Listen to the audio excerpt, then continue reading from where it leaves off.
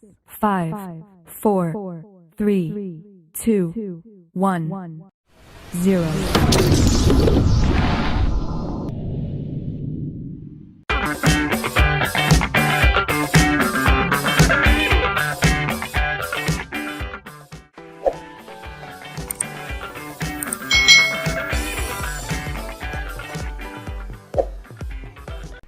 Hai, selamat datang di channel YouTube Kak Citra. Apa kabar adik-adik semuanya? Kak Citra berharap kalian dalam keadaan yang baik, sehat, dan siap untuk belajar. Hari ini kita akan belajar bersama-sama untuk mata pelajaran tematik kelas 4. Kita belajar di tema 9, Kayanya Negeriku, subtema 1, Kekayaan Sumber Energi di Indonesia, pembelajaran yang keempat. Mari adik-adik kita belajar dengan penuh semangat ya. Pada pelajaran yang lalu, kita telah mengetahui jenis-jenis sumber daya energi. Kita pun seharusnya makin tahu dan makin bijak ya adik-adik memanfaatkan sumber daya energi yang ada. Benar sekali Beni, kita sebagai warga negara Indonesia memiliki hak dan kewajiban termasuk dalam hal pemanfaatan sumber daya energi. Hendaknya antara hak dan kewajiban dapat dilakukan secara seimbang. Adik-adik perhatikan gambar berikut ini. Hemat energi, hemat biaya. Hemat energi adalah mempergunakan energi yang ada dengan seperlunya saja. Energi yang kita gunakan tidak dapat diperbarui adik-adik.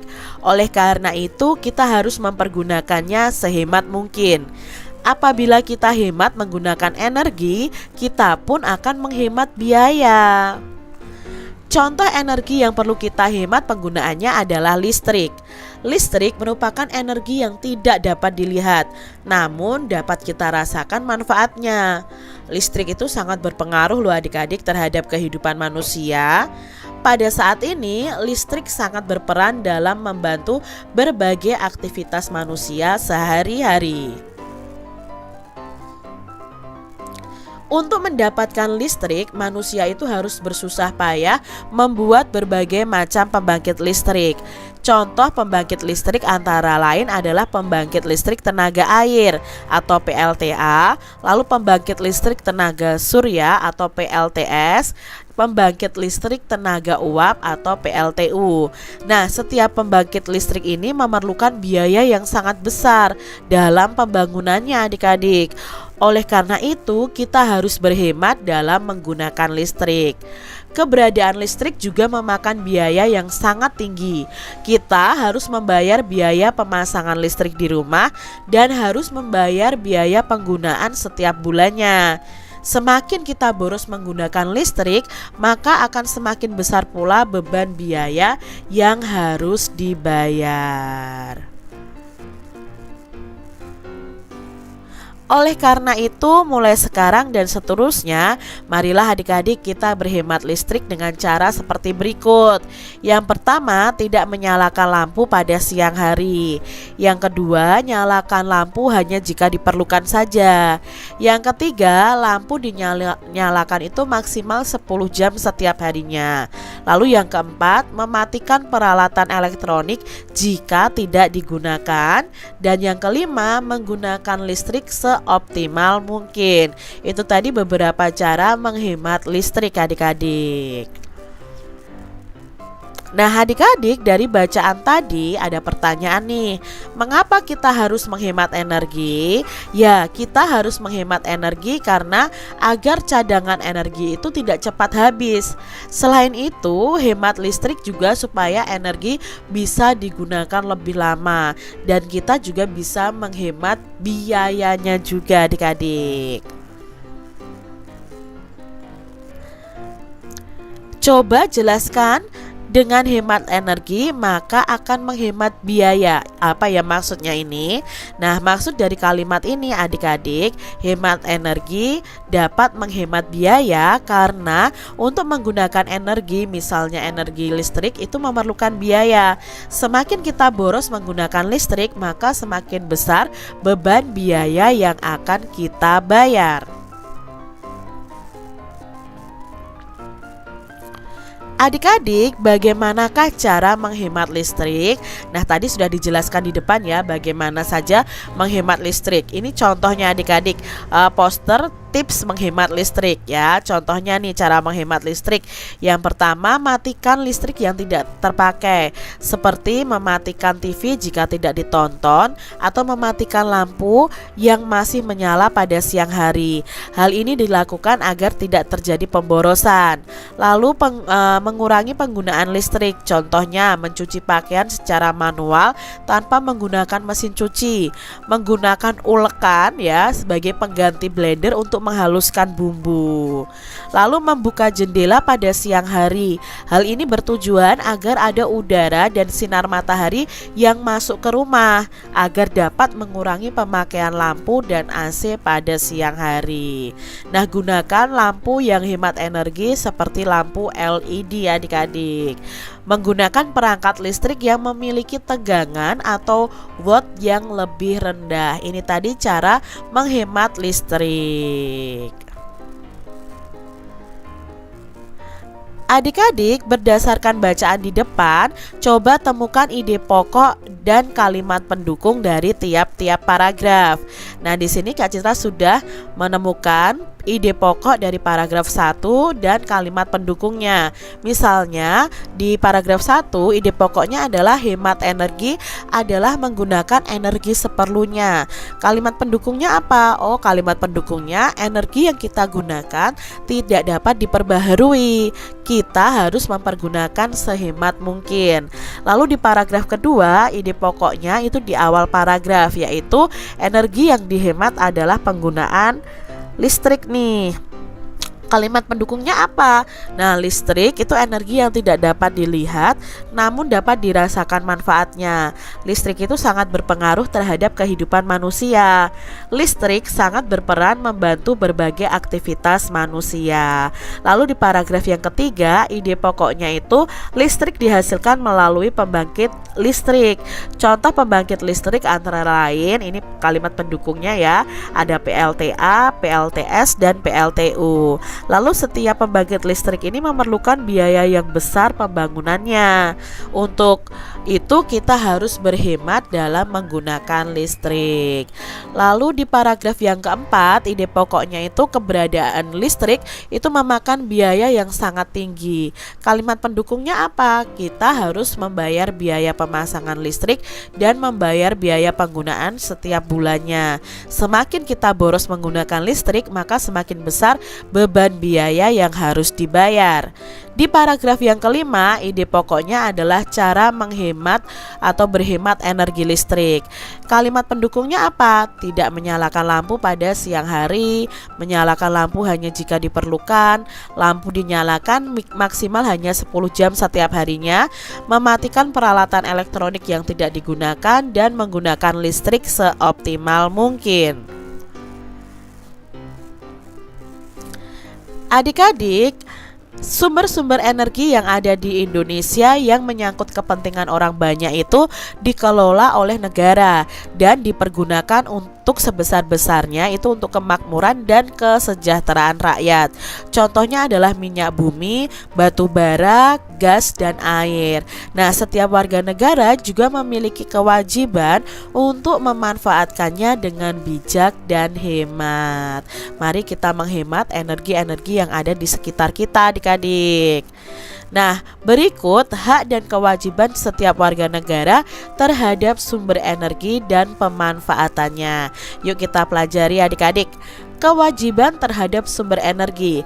Setiap orang pasti memiliki tanggung jawab dan kewajiban yang besar terhadap lingkungan dan sumber energi. Setiap aktivitas manusia itu adik-adik memiliki pengaruh yang besar terhadap lingkungan. Manusia dan lingkungan itu memiliki hubungan yang sangat erat satu sama lain. Artinya, apa yang dilakukan manusia akan berpengaruh kepada alam. Oleh karena besarnya pengaruh manusia terhadap alam, maka manusia itu berkewajiban menjaga alam dengan baik. Berikut ini kewajiban manusia dalam menggunakan sumber energi dalam kehidupan sehari-hari. Kewajiban kita yang pertama adalah menghemat energi dengan menggunakannya seperlunya saja adik-adik. Yang kedua, memanfaatkan teknologi dan peralatan yang ramah lingkungan. Yang ketiga, menjaga dan melestarikan alam untuk menjaga ketersediaan sumber energi. Yang keempat, kewajiban kita adalah melakukan reboisasi untuk menjaga ketersediaan sumber air. Yang kelima, menggunakan energi alternatif seperti energi angin, air, atau matahari untuk menggantikan energi yang tidak dapat diperbaharui. Jika semua kewajiban telah kita tunaikan, sudah sepantasnya lah kita akan memperoleh hak kita adik-adik. Jadi kewajiban kita lakukan terlebih dahulu, baru kita menuntut hak kita. Nah, hak kita untuk memanfaatkan sumber energi apa saja? Yuk kita lihat di sini. Setiap orang memiliki hak yang sama untuk menggunakan energi agar dapat menunjang kegiatannya sehari-hari. Untuk hal-hal tertentu, setiap orang pun berhak mengelola energi. Hak mengelola energi itu diperbolehkan selama tidak melanggar undang-undang dan merugikan orang lain adik-adik. Jika hak dan kewajiban terhadap sumber energi telah dijalankan dengan baik, maka manfaat sumber energi pun dapat kita rasakan dengan baik pula. Itu tadi kewajiban dan hak kita dalam memanfaatkan sumber energi. Adik-adik bersama dengan teman-temanmu coba identifikasi perbuatan orang-orang di sekitar kalian yang berkaitan dengan penggunaan energi dalam kegiatan sehari-hari. Nah, contohnya seperti ini adik-adik, perilaku orang-orang di sekitar kita pasti ada yang boros energi, ada yang hemat energi.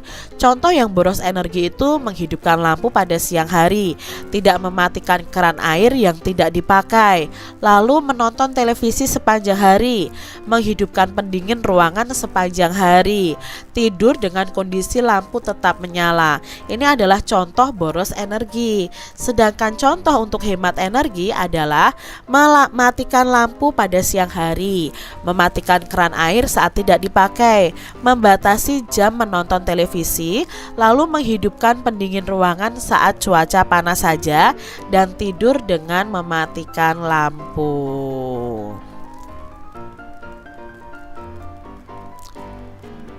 Kewajiban kita sebagai manusia tidak hanya pada sumber daya alam adik-adik, namun juga terhadap lingkungan alam secara keseluruhan.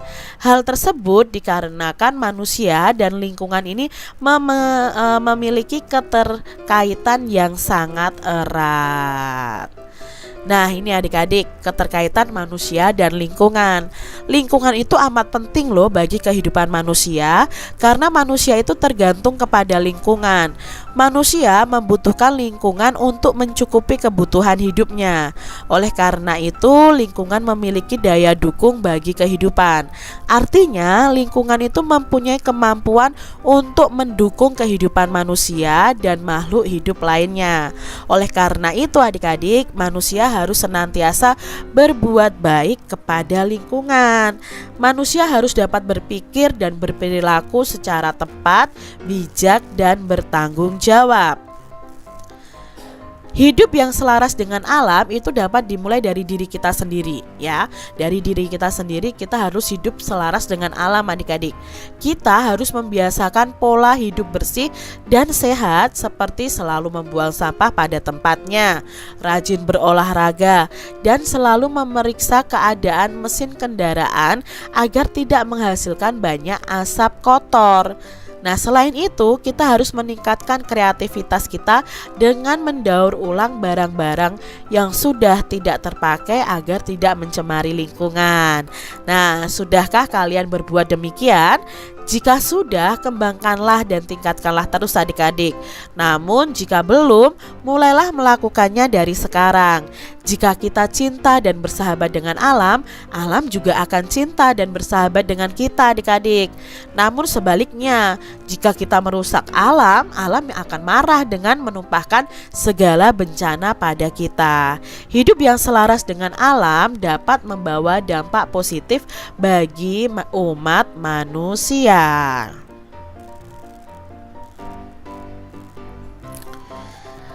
Adik-adik, kamu telah membaca bacaan manusia dan lingkungan tadi.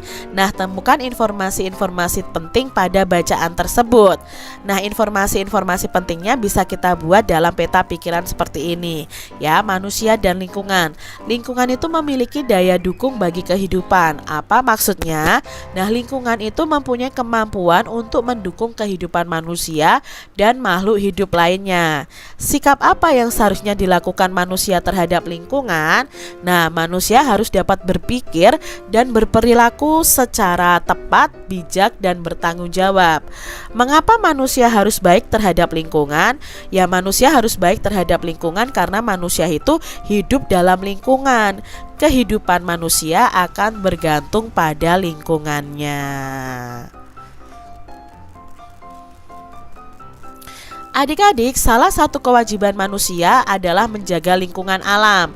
Apa yang terjadi jika manusia tidak melaksanakan kewajiban tersebut? Carilah jawaban pertanyaan tersebut dengan bertanya kepada narasumber di sekitar kalian. Kalian bisa bertanya kepada orang tua, bapak ibu guru, atau orang-orang lain di sekitar kalian. Nah, kalian bisa membuat laporan hasil wawancaranya seperti ini. Narasumbernya siapa, pertanyaannya bagaimana, dan jawaban narasumbernya bagaimana. Ini Kak Citra memberi contoh saja ya, laporan hasil wawancaranya. Misalnya narasumbernya adalah orang tua. Pertanyaannya, apa yang terjadi jika manusia tidak melaksanakan kewajibannya terhadap lingkungan? Nah, jawabannya apa? Misalnya orang tua menjawab, akan terjadi kerusakan lingkungan karena ulah manusia.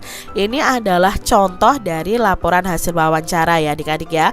Kalian bisa baca, lalu kalian bisa kembangkan sendiri berdasarkan data dari hasil wawancara kalian masing-masing. Lingkungan memiliki peran yang sangat penting bagi kehidupan. Nah, sebagai warga negara yang baik, masyarakat harus memiliki kepedulian yang tinggi terhadap kelestarian lingkungan hidup di sekitarnya sesuai dengan kemampuan masing-masing. Hal ini merupakan salah satu perwujudan dalam pelaksanaan kewajiban kita sebagai warga negara. Nah, adik-adik, di sini ada sebuah drama yang bisa kalian mainkan bersama dengan teman-teman kalian. Ya, drama ini tentang hak dan kewajiban warga negara terhadap lingkungan alam. Jadi nanti ada 4 orang yang berperan dalam drama ini. Ada Andi, Lili, ada Johan, dan Alisa. Nah, kalian bisa berperan menjadi Andi, menjadi Lili, menjadi Johan, dan menjadi Alisa. Demikian tadi adik-adik pembahasan kita di tema 9, subtema 1, pembelajaran yang keempat. Semoga video pembelajaran ini bermanfaat ya untuk adik-adik semuanya.